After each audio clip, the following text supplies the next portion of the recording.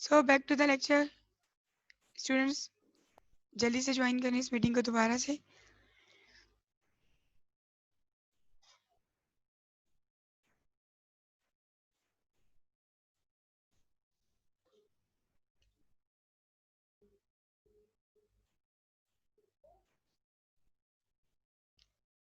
जी, ankle Jack पे थे।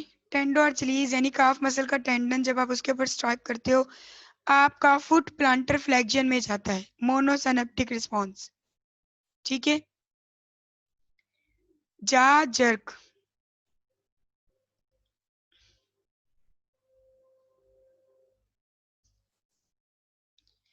आपका जा जर्क क्या होगा बेटा? जा जर्क में चिन पे जब स्ट्राइक करते हो आप, आपका लोअर जॉ खुलता है शार्पली, और इसका सेंटर है आपका brain stem. Brain stem include करता है क्या क्या? ब्रेन स्टेम में है बेटा आपकी पॉन्स, आपका मेडुला, आपका मिड ब्रेन। स्टार्ट किया जाए तो midbrain, then pons, then medulla. तीनों स्ट्रक्चर आपके मिलकर ब्रेन स्टेम कहलाते हैं। ठीक है, एग्री?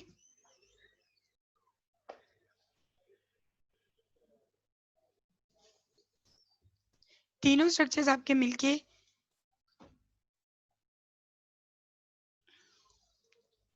द प्लांटर फ्लेक्शन या plantar reflex, scratching the outer border of the sole of the foot.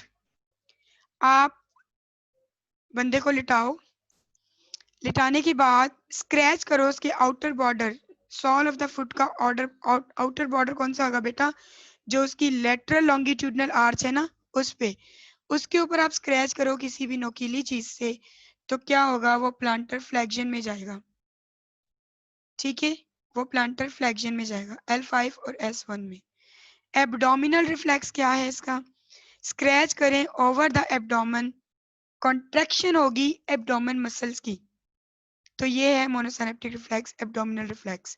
ठीक है बेटा, आपका टॉपिक था रिफ्लेक्स एक्शन एंड रिफ्लेक्सेस। तो रिफ्लेक्सेस ये थे आपकी बॉडी में जो पाए जाते थे, मैंने आपको ग्राफ में बता दिया। ठीक है, muscle spindle and muscle tone आपका second topic. Muscle spindle and muscle tone, muscle spindle जो कि मसल टोन को जज कर रहा होता है। Muscle spindle is a specialised receptor, ये मॉनिटर करते हैं आपकी मसल लेंथ को, प्रिवेंट करते हैं उसकी ओवर स्ट्रेचिंग को, यानी टोन का सिग्नल्स बनाते हैं, टोनिक सिग्नल्स बनाते हैं टू प्रोड्यूस मसल टोन। बेटा मसल में एक लेंथ होती है, मतलब मसल एक लेंथ को अलाउ करता है जितना वो बर्दाश्त कर सकता है। अगर वो ओवर स्ट्रेच होता है यानी अपनी लेंथन पोजीशन से बाहर जाता है, तो बेटा मसल ब्रेक हो जाता है, टेयर हो जाता है। एग्री? ये तो आपको पता है कि जितनी रिलैक्सेशन होनी है उस मसल में, उतना ही वो दूर जाते हैं। जैसे ही लास्ट वाला हेड ऑफ बल्बुलस एक्टिन को छोड़ने वाला होता है, वहां तक उसका लास्ट पॉइंट है स्ट्रेचिंग का, और वहां तक स्ट्रेचिंग रुक जाती है। तो बेटा जो ओवर स्ट्रेचिंग कॉज को रोकते हैं या प्रिवेंट करते हैं, वो करते हैं muscle spindle. You need mask. अच्छा, मेरे येलो पर्स में खोलो।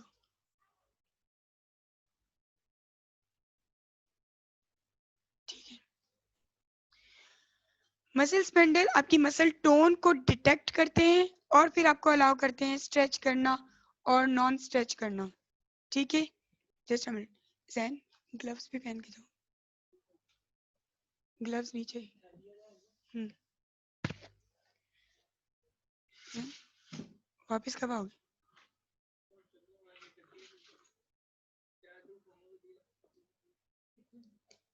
चलो ठीक है।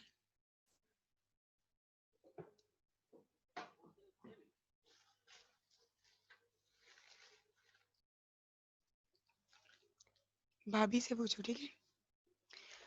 So the muscle spindle is specialised receptor जो डिटेक्ट कर रहे होते हैं आपकी मसल टोन को। वो ये देख रहे होते हैं कि मसल जरूरत से ज्यादा ओवर स्ट्रेच ना हो जाए, एलोंगेटेड ना हो जाए। मसल का एलोंगेटेड होना टेयरिंग कॉज करवाता है। तो बेटा मसल को टेयर को बचाने के लिए मसल स्पेंडल का एक्टिव होना बहुत जरूरी है।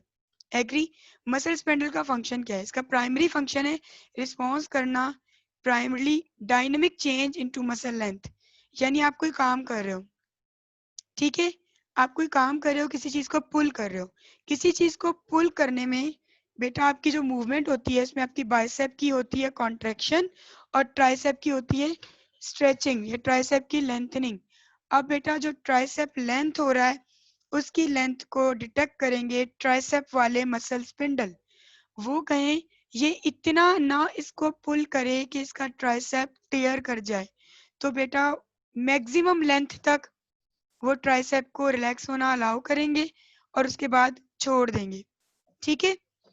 सेकेंडरी स्पाइंडल स्पिंडल एफरेंट जो रिस्पॉन्स करेंगे static change in muscle length. बेटा वो ये कहेंगे कि मसल लेंथ आपकी रेस्ट में, यानी इन द रेस्ट, यानी कोई काम नहीं हो रहा उसमें आपकी मसल लेंथ कितनी चेंज हो रही है और कितनी नहीं, यानी रुकी हुई स्टेज के अंदर आपके मसल की कितनी कॉन्ट्रैक्शन है, यानी उसमें कितना टोन है, ये डिटेक्ट करेंगे आपके पास सेकेंडरी स्पिंडल एफरेंट 2। यहाँ पे बेटा फाइबर 1 अल्फा फाइबर 2 इस तरह के फाइबर्स पाए जाते हैं मसल स्पेंडल्स में जो इन्फॉर्मेशन कैरी करवाते हैं as a specialised receptor. Contraction of extrafugal fibers cause collapse of intrafugal fibers with cessation of discharge. Let's see. Intrafugal fibers जो आपके स्टेटिक में लेंथ को डिटेक्ट कर रहे हैं, एक्स्ट्राफ्यूजल फाइबर्स जो कि आपकी किसमें डायनामिक में लेंथ को डिटेक्ट कर रहे हैं, ठीक है। बेटा एक्स्ट्राफ्यूजल फाइबर्स जब ज्यादा कॉन्ट्रैक्ट करना शुरू करेंगे यानी कि वो ज्यादा लेंथनिंग पोजीशन में जाना शुरू करेंगे तो वो इंट्राफ्यूजल फाइबर्स को का कोलैप्स करवा देंगे जिसकी वजह से डिस्चार्ज सिग्नल्स नहीं आएंगे। दैट्स मीन कि अब आपका मसल ओवर स्ट्रेच हो रहा है और इसकी वजह से क्या होगा, आपका मसल रुक जाएगा, फर्दर स्ट्रेच नहीं होगा। अगर उसे फर्दर स्ट्रेच होना है तो वो छोड़ देगा, ठीक है।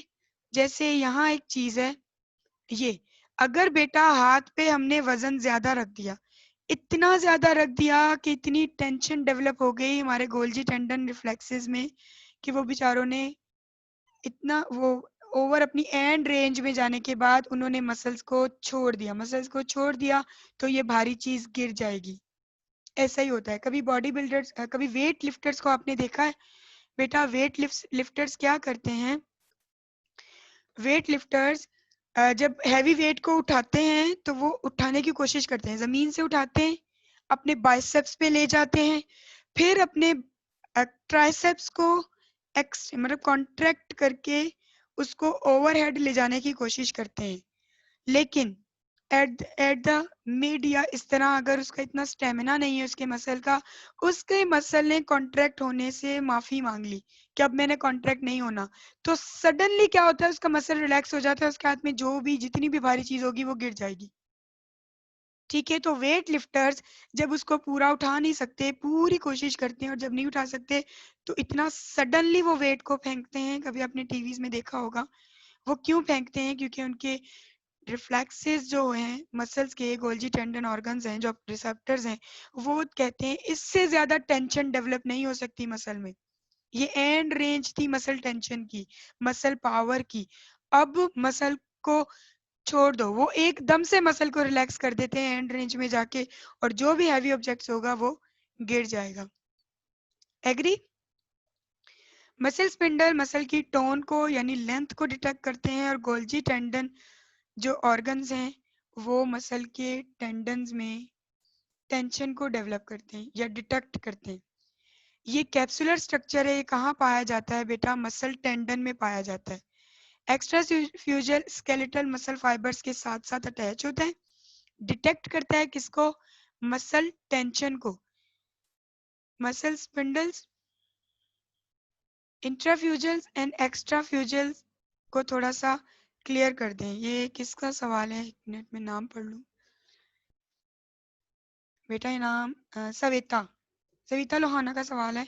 इंट्राफ्यूजल एक्स्ट्रा फ्यूजल फाइबर्स को थोड़ा सा क्लियर कर दें। इंट्राफ्यूजल फाइबर्स मसल फाइबर्स वो फाइबर्स जो इंटरनली पाए जाते हैं, फ्यूज्ड होते हैं, सेम लेमिनल डिस्क को शेयर करते हैं, सेम प्रॉपर्टीज रखते हैं और इनका जो सीक्वेंस होता है वो रैंडम होता है। इंट्राफ्यूजल की बात कर रही हूँ।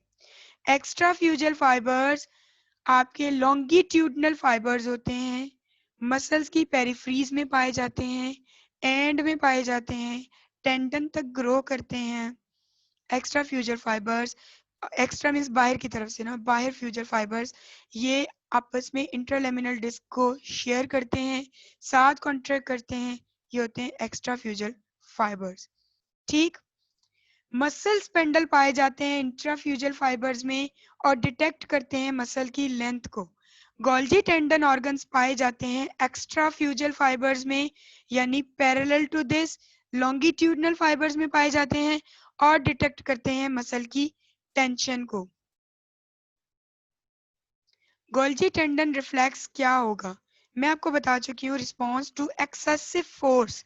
अगर बेटा मसल में एंड लेवल तक कॉन्ट्रैक्शन जनरेट हो गई, टेंशन जनरेट हो गई, उसके बाद भी हम चाहते हैं कि नहीं हम इस वेट को उठाए रखें या और ऊपर उठाएं और एंटी ग्रेविटी इसमें रेजिस्टेंस लें, तो उससे बेटा क्या होगा, हमारे गोल्जी टेंडन रिफ्लेक्सली उसको रिलैक्स कर देंगे फौरन से मसल को, और हमारे हाथ में जितना भी हैवी वेट होगा हम वो ड्रॉप कर देंगे। Force pull collagen fibre which squeeze sensor, जितनी फोर्स होगी वो फिर उन फाइबर्स को स्क्वीज कर देगा, वो फाइबर सेंसर्स को एक्टिवेट कर देंगे और ओवरलोड कॉज करवाएगी कॉन्ट्रैक्शन की इनहिबिशन। और कॉन्ट्रैक्शन की इनहिबिशन क्या है, रिलैक्सेशन है ना। कॉन्ट्रैक्शन का अपोजिट क्या है, रिलैक्सेशन। तो inhibition of contraction means relaxation. जैसे इसके रिस्पॉन्स में रिलैक्सेशन होगी वो ऑब्जेक्ट हमारे हाथ से गिर जाएगा, तो हमारा जो टेंशन है, जो मसल है, वो टेंशन फ्री हो जाएगा। एग्री। आपको मसल स्पेंडल और गोल्जी टेंडन रिफ्लेक्सेस या गोल्जी टेंडन रिसेप्टर समझ आया। मसल स्पेंडल क्या है, इंट्राफ्यूजल फाइबर्स में स्पेशलाइज्ड रिसेप्टर पाए जाते हैं जो क्या करते हैं, आपकी मसल की लेंथ को डिटेक्ट करते हैं और आपके मसल्स को ओवर स्ट्रेच यानी ओवर रिलैक्स होने से बचाते हैं। एग्री। इसके ही अपोजिट में होते हैं Golgi tendon receptor. Golgi tendon receptors पाए जाते हैं एक्स्ट्रा फ्यूजल फाइबर्स में यानी लॉन्गिट्यूडनल फाइबर्स में, उसके साथ साथ डिटेक्ट करते हैं एक्स्ट्रा कॉन्ट्रैक्शन और एंड रेंज ऑफ कॉन्ट्रैक्शन में मसल को रिलैक्स कर देते हैं। मसल की टेंशन कौन डिटेक्ट करता है, गोल्जी टेंडन। और मसल्स की ओवर स्ट्रेचिंग यानी मसल की लेंथ कौन डिटेक्ट करता है, आपके मसल स्पिंडल। यानी रिलैक्सेशन स्टेज में, स्ट्रेचिंग स्टेज में मसल स्पिंडल एक्टिव होंगे, कॉन्ट्रैक्शन स्टेज में मतलब टेंशन स्टेज में गोल्जी टेंडन एक्टिव होंगे। एग्री। ये पूरी इसकी समरी थी और मुझे लगता है इसमें कुछ मुश्किल है। ठीक है, अब हम पढ़ते हैं बेटा mechanism of touch.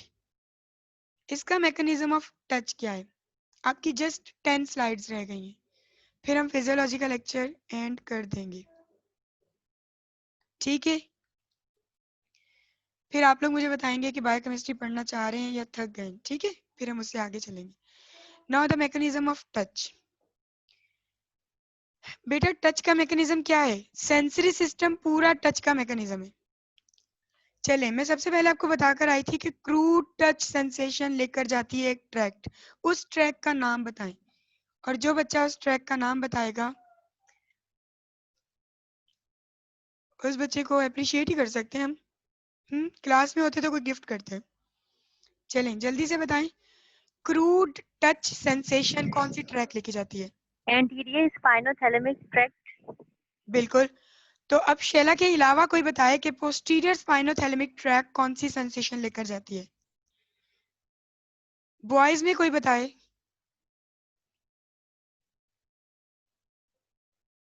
Posterior spinothalamic track कौन सी सेंसेशन लेकर जाती है? चले अत्रुबा बताएगी हमें। मिस अत्रुबा, आप सुन रही हैं?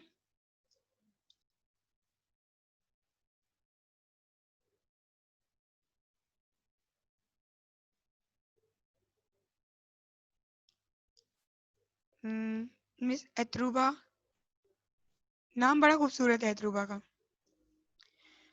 तो अत्रुबा में आंसर नहीं करेंगी। ठीक है, तो हम पूछते हैं फिर जनता कुमारी से।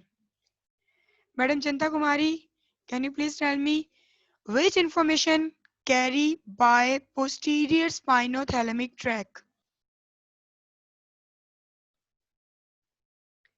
अच्छा ध्रुवा, स्पीकर का इशू है बेटा, स्पीकर का नहीं माइक का इशू होगा ना इस वक्त। चलें फिर प्रियंका आंसर देने लगी हैं हमें, वो भी चली गई। चलिए ध्रुवा, हमें चैट में ही बता दें which information carried by posterior spinothalamic tract?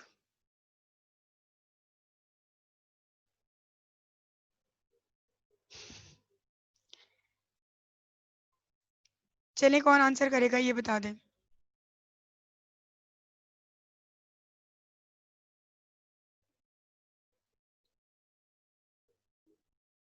Ma'am question वापस रिपीट करें। प्रियंका, सवाल ये है कि which information carried by posterior spinothalamic tract?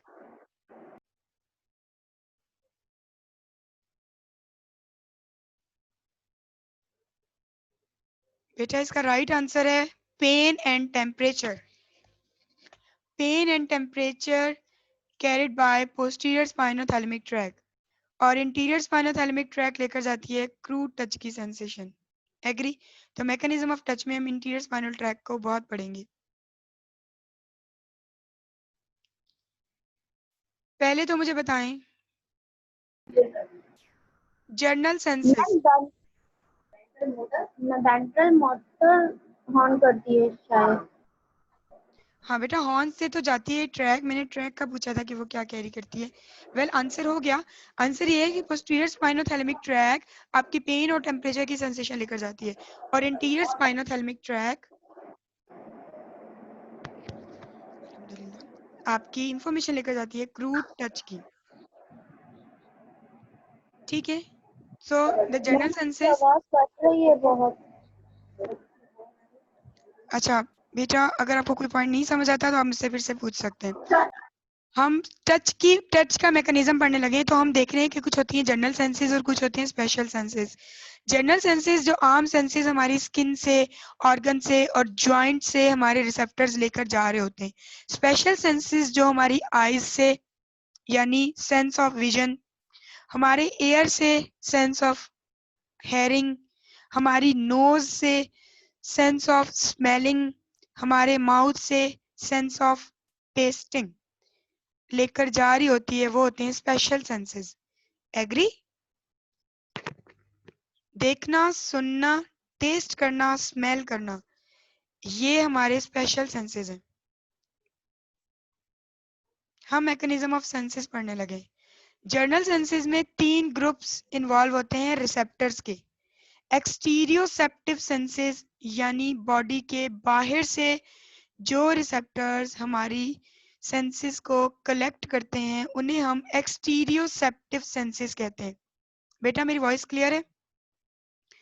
उसे हम कहते हैं एक्सटीरियोसेप्टिव सेंसेस, यानी senses associate with body surface, such as body surface से जो सेंसेस जाएंगी, टच की, प्रेशर की, टेम्परेचर की, पेन की।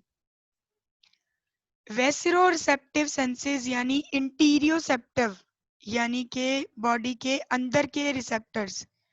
तो बेटा बॉडी के अंदर के जो रिसेप्टर्स हैं वो सेंसेशंस लेकर जाएंगी हमारे विसराज, हमारे ऑर्गन्स में से। किसके? ब्लड प्रेशर के, यानी stretching of blood vessels is blood vessel sensation.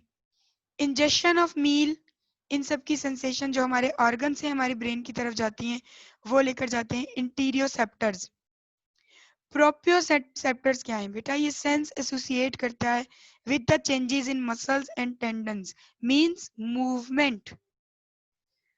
हमारी मूवमेंट में हमारी जॉइंट प्लेसमेंट क्या होगी, हमारा मसल कितना कॉन्ट्रैक्ट होगा, कहाँ कॉन्ट्रैक्ट होगा, हमारी पोजीशन क्या होगी, ये सब के सब डिटेक्ट करते हैं by the special receptors known as proprioceptive. ठीक है, 3 तरह के रिसेप्टर्स, एक्सटीरियोसेप्टर्स जो बॉडी के बाहर से इंफॉर्मेशन लेकर जाएंगे, इंटीरियोसेप्टर्स जो बॉडी के अंदर ऑर्गन से इंफॉर्मेशन सेंसरी लेकर जाएंगे, प्रोप्रियोसेप्टर्स जो ज्वाइंट के अंदर से हमारी मूवमेंट और पोजीशन का सेंस लेकर जाएंगे। टच और प्रेशर के सेंसेस, टच और प्रेशर के सेंसेस, बेटा हम टच पढ़ रहे हैं तो टच में प्रेशर होगा, क्रूड टच में तो पेन भी होगा। तो टच के सेंसेस में अगर हम देखें हमारी स्किन के अंदर ये रिसेप्टर्स के नाम है, ये जो रेड में लिखे हैं ये रिसेप्टर्स के नाम है।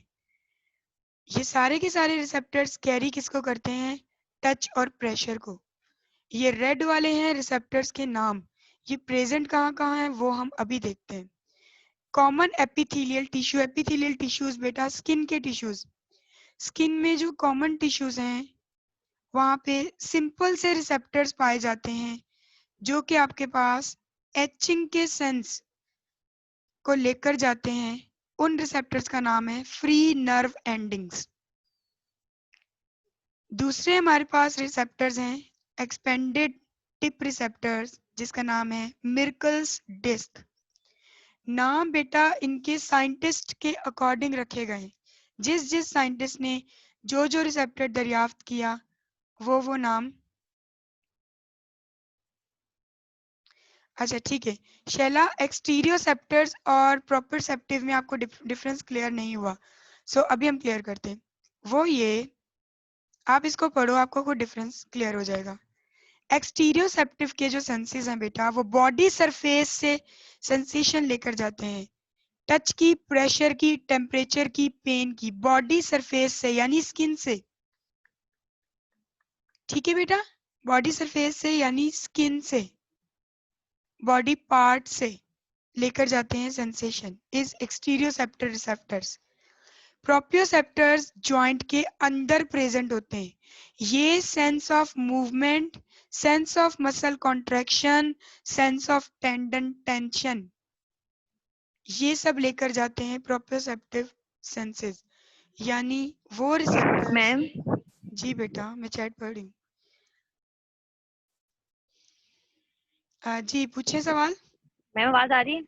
जी आवाज आ रही मैम है। ड्यूरिंग मतलब टच या टेम्परेचर पेन हम मूवमेंट ही करते हैं ना, अगर एक्सटीरियोसेप्टिव की हम बात करें तो? जरूरी नहीं है बेटा, आप ना इसके रिस्पॉन्स पे चले गए हो, मैं रिसेप्टर सेंसरी रिसेप्टर्स की बात कर रही हूँ। बेटा कोई हमें टच करता है ना, हम उसके रिस्पॉन्स में मूवमेंट नहीं भी करते क्योंकि वो सॉफ्ट टच होता है, मतलब जो आपका ट्रस्टवर्दी करते हैं टच। ऐसे समझ लें मैं बैठी हूँ और जो मेरी सिस्टर है हम बातें कर रहे हैं, बातें करते करते वो मुझे अपनी तरफ अलर्ट करने के लिए कि मैं अपने हेड की मूवमेंट उसकी तरफ करूं, वो मेरे हाथ पे हाथ रखती है मुझे कुछ बताने के लिए, वो मेरे हाथ पे हाथ रखती है। बेटा मैं हाथ को विड्रॉ खींचती नहीं हूँ, उसको मना नहीं करती, मुझे उसके टच पे ट्रस्ट होता है, मुझे पता है उसका टच सॉफ्ट है, तो मैं अपने हेड की मूवमेंट करती हूँ उसकी तरफ और उसे कहती हूँ हाँ कहो। ठीक है, तो बेटा टच का रिस्पॉन्स मूवमेंट है, और मूवमेंट जो हो रही है उसकी इंफॉर्मेशन जो देगा हमें वो प्रोप्रियोसेप्शन होगा। फिर से मैं आपको क्लियर कर दूं, बेटा टच, प्रेशर, टेम्परेचर, पेन की सेंसेशन सिर्फ इंफॉर्मेशन लेकर जाना हमारे एक्स्ट्रासेप्टिव सेंसेस का काम है, रिसेप्टर्स का काम है। प्रोप्रियोसेप्टिव सेंसेस हमारे बॉडी सरफेस पे प्रेजेंट नहीं होते, ये प्रेजेंट होते हैं हमारे with in joint, with in muscle, with in tendon, और ये क्या लेकर जाते हैं हमारे जॉइंट की मूवमेंट कि इस वक्त अगर तुम बैठी हो तो तुम्हारी एल्बो इतनी फ्लैक्स्ड है, तुम्हें कबर्ड के ऊपर से चीज उठाने के लिए अपनी एल्बो को एक्सटेंड करना है, तो मुझे ये प्राइमरी सेंस कौन देगा कि इस वक्त मेरी एल्बो फ्लैक्स्ड है, और मैं इसे एक्सटेंड करूंगी तो मैं कबर तक पहुंचूंगी, वरना नहीं पहुंचूंगी। वो सेंस देने के लिए, वो सेंसरी इंफॉर्मेशन देने के लिए प्रोप्रियोसेप्टिव रिसेप्टर्स होते हैं, जो कि स्पेशलाइज्ड रिसेप्टर्स हैं। बेटा इन दोनों की तो लोकेशन ही चेंज है, फिर आप इनको मिला कैसे रहे हो? वो बॉडी सरफेस यानी स्किन पे प्रेजेंट है, और ये with in joint, with in muscle, with in tendon present है। अब आपको क्लियर हुआ शैला? अगर अभी भी यस सवाल है तो मैम, आप पूछ सकते हैं। थोड़ा क्लियर, थोड़ा। थोड़ा थोड़ा क्लियर हुआ? मैम अगर मतलब इनकी सेंसेशन को देखें तो क्लियर है, हम मोटर रिस्पॉन्स पे जा रहे थे तो ऐसे नहीं हो रहा बेटा, था। हम तो सेंसेशन ही टच की पढ़, हम तो पढ़ रहे मैकेनिज्म ऑफ टच, यानी सेंसरी मैकेनिज्म। पेन क्या है? Sensory mechanism. Temperature sensory mechanism, touch sensory mechanism. तो आपकी मसल में सेंसरी मैकेनिज्म भी होता है ना, या सिर्फ मोटर ही होता है? आपका मसल सिर्फ कॉन्ट्रैक्ट ही होता है? आपका मसल फील नहीं करता कि उसकी टोन कितनी है, और उस मसल को हमने पकड़ा हुआ है, उस मसल पे प्रेशर लगा हुआ है। आपकी मसल में पेन होता है ना, आप कहते हो ना मुझे मसल का पेन है। पेन क्या है? सेंसरी इंफॉर्मेशन है, मोटर इंफॉर्मेशन नहीं है। तो बेटा जब आपका मसल पेन को जज कर सकता है, तो इसका मतलब है उसका सेंसरी मैकेनिज्म भी है ना, जो उसने सेंस किया कि मुझे पेन है, मेरी टोन बढ़ी हुई है। यानी आपका मसल जो है ना बेटा, वो इस वक्त स्पाज्म में, मसल स्पाज्म आपको महसूस हो जाता है। आप कोई काम करने लगते हो, आपका मसल्स ना तो पूरा रिलैक्स होता है और ना पूरा कॉन्ट्रैक्ट होता है, तो आप कहते हो कि मेरे मसल्स में पेन है, यानी pain is a sensory information. तो आपका मसल मोटर इंफॉर्मेशन भी कैरी करता है और सेंसरी इंफॉर्मेशन भी कैरी करता है। इसका मतलब ये हुआ कि शैला, आपको मसल स्पिंडल और गोल्जी टेंडन भी क्लियर नहीं हुए, क्योंकि मसल स्पेंडल क्या थे? मसल स्पेंडल आपके सेंसरी रिसेप्टर्स थे, जो कि आपकी किसको डिटेक्ट कर रहे थे? मसल की लेंथ को। जैसे ही मसल ओवर स्ट्रेच हो रहा था, यानी उसकी लेंथ बढ़ रही थी, वो सेंसरी सिग्नल्स भेज रहा था ब्रेन के पास कि अब मसल को कॉन्ट्रैक्ट मत करो, मसल को रिलैक्स मत करो, मतलब मसल को स्ट्रेच मत करो। एग्री? इसी तरह गोल्जी टेंडन ऑर्गन आपकी टेंशन को डिटेक्ट कर रहे थे। वो देख रहे थे कि मसल में टेंशन बढ़ गई है, उसने सेंस किया कि मसल में टेंशन बढ़ गई है, अब मसल फुल कॉन्ट्रैक्ट है, अब मसल, बेटा आप टर्म्स के साथ कंफ्यूज मत होना। उसने ये मैम जी विस्रोसेप्टिव क्लियर है, लेकिन अगर हम एक्सीरोसेप्टिव को देखें, यानी कि बाहर से कोई चीज हमें पेनफुल लग रही है तो वो हमारे ब्रेन तक जा रही है, हमें पेन फील हो रहा है स्किन के थ्रू, तो वो एक्सीरोसेप्टिव है। और जी प्रोप्रियोसेप्टिव सेंस जो है, यानी कि मसल में इंटरनली कोई अगर डैमेज है उसकी वजह से हमें पेन फील हो रहा है। अगर मसल आपको कोई इन्फॉर्मेशन देता है ना कि मेरा मसल पेनफुल है, मेरा मसल स्पाज्म में है, और मेरा मसल इस वक्त आइसो हाइपरटोनिक हो रहा है, तो मसल अगर आपको कोई सेंस देता है ना बेटा, तो वो सेंसरी है मसल का, वो जाता है प्रोप्रियोसेप्टिव के थ्रू। ठीक है? बाद में उसका मोटर रिस्पॉन्स होगा, वो अलग चीज है, वो मोटर रिस्पॉन्स मोटर नर्व के थ्रू आएगा। सेंसरी नर्व के थ्रू आपके पास सिर्फ यही जाएगा कि इस वक्त आपका मसल पेन कर रहा है।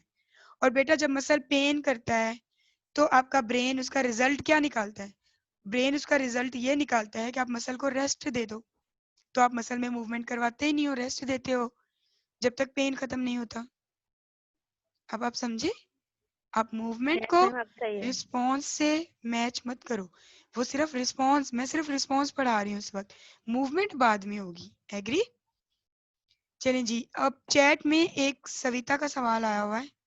सविता लोहाना पूछ रही है कि ma'am mechanism of touch again से बताएं, हमारी क्लास डिस्कनेक्ट हो गई थी ड्यू टू नेट इशू। बेटा मैं 18 स्लाइड्स पढ़ा चुकी हूँ फिर से। चले, मैकेनिज्म ऑफ टच क्या है? बेटा mechanism of touch, sensation of touch यानी सेंसेशन ऑफ सेंसरी सिस्टम लेकर जाना। इसमें हमने सेकंड स्लाइड में पढ़ा कि जर्नल सेंसेस क्या हैं, यानी कि रिसेप्टर्स वाइडली डिस्ट्रीब्यूट हों और बॉडी से नॉर्मल सेंसेस को लेकर जाएं, वो है उसकी जर्नल सेंसेस, यानी स्किन से पेन टच इन सब को लेकर जाए जर्नल सेंसेस। स्पेशल सेंसेस आपके हैं, जो स्पेशल सेंस आपके हैं हेयरिंग के, विजन के, स्मेल के और टेस्ट के, वो जाएंगे आपके आईज, नोज, एयर और माउथ से। एग्री?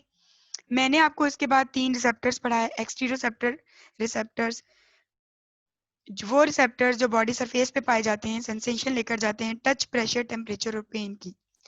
इंटीरियोसेप्टर्स वो रिसेप्टर्स जो आपके ऑर्गन्स में इंटरनली पाए जाते हैं और आपके ऑर्गन से वो high blood pressure, injection, movement, peristalsis, heartburn, इस तरह की चीजें लेकर जाते हैं, वो आपके इंटीरियोसेप्टर्स होते हैं जो ऑर्गन से इंफॉर्मेशन लेकर जाते हैं टुवर्ड्स ब्रेन।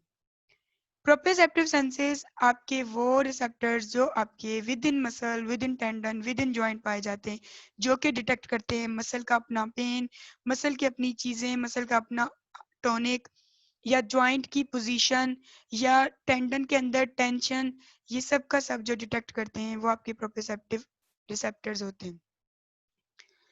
इसके बाद बेटा मैं टच और प्रेशर सेंसेस के नाम आपको बता रही थी। रिसेप्टर्स के नाम है, खास जगह पे पाए जाएंगे तो वो रिसेप्टर खास नाम से पुकारे जाएंगे। अगर बेटा स्किन के अंदर प्रेशर और टच के रिसेप्टर्स होंगे तो वो बहुत ही सिंपल रिसेप्टर्स होते हैं, उन्हें हम कहते हैं फ्री नर्व एंडिंग्स। ठीक है। मर्कल्स डिस्क, मर्कल डिस्क यानी मर्कल्स रिसेप्टर्स, ये बेटा आपके पास initially strong but partially adapting, ये लोकलाइज्ड टच और टेक्सचर के सिग्नल्स को लेकर जाते हैं। और ये रिसेप्टर की खास बात होती है कि ये रिसेप्टर आपको एडेप्टिव बना देते हैं। एडेप्टिव, चलिए एडेप्टिव की एग्जांपल एक देखते हैं। जैसे हम कहते हैं ना कि बच्चों को इतना मारा मत करें, बच्चे जो है ना वो ढीठ हो जाते हैं तो आपकी बात नहीं मानेंगे।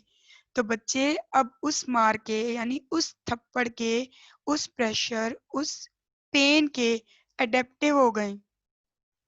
अब वो सोचते हैं कि थोड़ा सा पेन होता है और खत्म। बेटा जिस तरह हम किसी पेन के हैबिचुअल हो जाते हैं, अक्सर क्या होता है, जैसे पेन का थ्रेशोल्ड होता है ना, किसी में कम होता है और किसी में ज्यादा। तो गर्ल्स में ही प्रॉब्लम होता है, ड्यूरिंग द मेंस्ट्रुअल साइकिल उन्हें पेन होता है। बेटा वो पेन का थ्रेशोल्ड जिसमें ज्यादा होगा वो यूट्रस की कॉन्ट्रैक्शन यानी उस पेन को उतना बर्दाश्त कर जाएगा, और जिसमें पेन का थ्रेशोल्ड कम होगा वो उतना उस पेन को ज्यादा महसूस करेगा, और फिर ये पेन आहिस्ता आहिस्ता एडप्टिव होता जाता है। तो पेन को एडप्टिव करने में स्पेशलाइज्ड रिसेप्टर्स जो होते हैं वो कहलाते हैं मेर्कल्स रिसेप्टर्स। दूसरे हैं बेटा पेसिनियम कार्पस्कल्स। नाम साइंटिस्ट की वजह से रखे गए हैं, तो आप कंफ्यूज मत होइएगा कि मैं नाम को कैसे रिलेट करूं। नाम को याद करना जरूरी भी नहीं है। पेसिनियम कार्पस्कल्स आपके डीपर टिश्यूज में पाए जाते हैं, और ये आपके पास डीपर हैं, इसलिए ज्यादा प्रेशर को डिटेक्ट करते हैं। यानी कि मैंने बहुत थोड़ा सा प्रेशर लगाया तो फ्री नर्व एंडिंग्स डिटेक्ट कर लेंगी, बात खत्म। किसी ने ज्यादा प्रेशर लगाया तो आपके पेसिनियम कार्पस्कल्स उसको डिटेक्ट करेंगे क्योंकि वो डीप पड़े हुए। एग्री। इसी तरह बेटा आपके टेक्टाइल कार्पस्कल्स होते हैं यानी मेजिनर्स। मेजिनर्स फिर एक साइंटिस्ट है, उसने कहा abundant of hairless portion of skin and lips detect fine touch, distinguish करेगा between 2 points on the skin.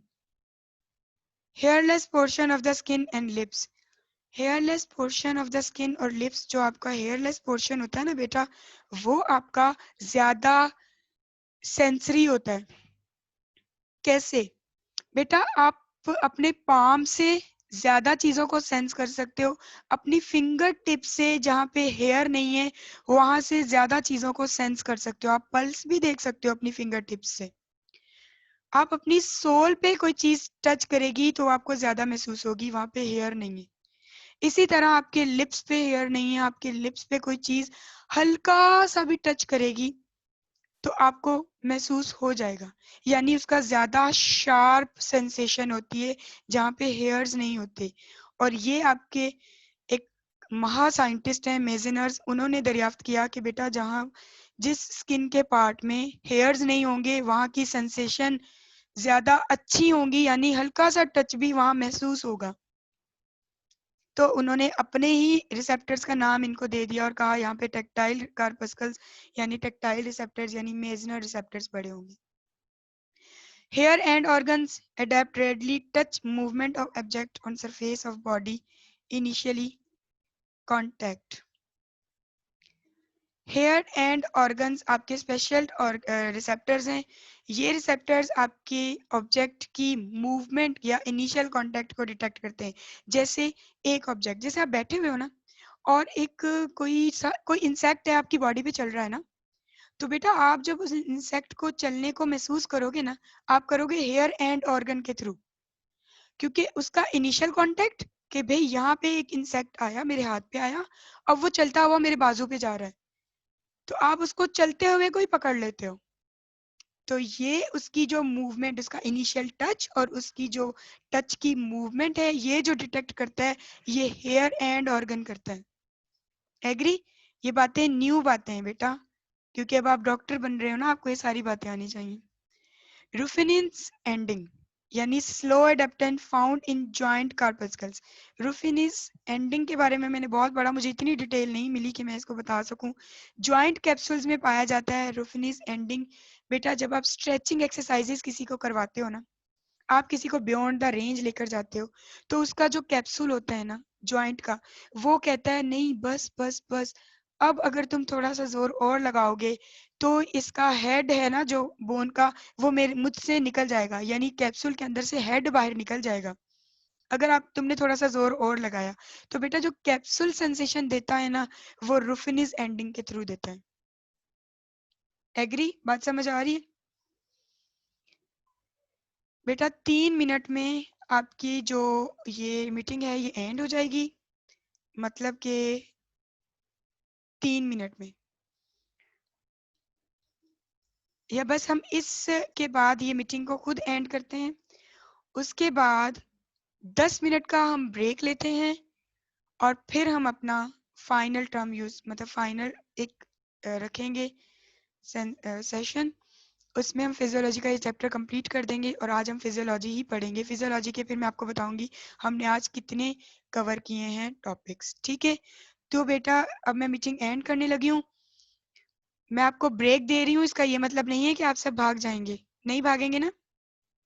No ma'am. बिल्कुल मैम बायोकेम नहीं होगी? बेटा, फिजियोलॉजी का कोर्स ज़्यादा रहता है और हफ्ते में सिर्फ एक क्लास है, तो फिर मैंने ये डिसाइड किया डॉक्टर फरसुम के साथ भी कि जो 2 घंटे की लगातार क्लास है ना, 2 घंटे में फिजियोलॉजी से बायोकेमिस्ट्री में लेकर जाना बच्चों को बड़ा मुश्किल है, बड़ा मुश्किल है, क्योंकि उनका माइंड ही फिजियोलॉजी बन चुका होता है शुरू से। तो मैं 2 घंटे आपको फिजियोलॉजी ही पढ़ाऊंगी। ठीक है? एग्री? और पढ़ने में मज़ा आ रहा है या नहीं? चलिए, थैंक यू। अब हम लेंगे 10 मिनट का ब्रेक। तो इस वक्त टाइम हो रहा है 10:06, 10:06 हो रहा है ना? 7। 10:07, अब तो कहीं 10:10 भी हो रहा होगा। चलिए बेटा, हम 10:20 पे दोबारा से सेशन स्टार्ट करते हैं। ठीक एग्री? है मैम। चलें 10:20 तक आप लोग फ्री होकर आ जाएं। अल्लाह हाफिज। अल्लाह हाफिज़। For a short break.